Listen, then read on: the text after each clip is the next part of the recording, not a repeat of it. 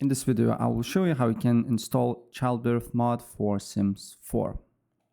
So the first thing what you need to do here, open a browser, go to pantasama.com, and then here you can press go to download, but you can scroll down and you will see all the basically instructions, what you need to do here, and all the different scenarios that you can do with this mod here. So I highly advise you to read it out and look what you need to do here and what you want to do exactly with your mod. As you can see here, there's plenty of options, right?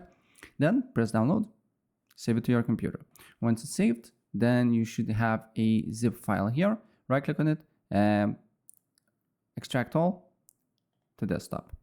Right, once we have this extracted file, open up File Explorer, then you need to go to Documents, then look for Electronic Arts, Sims 4, Mods, and then drag and drop this folder here.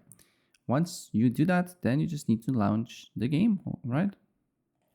Then once you're on the main window here, press Escape, press Game Options, Other.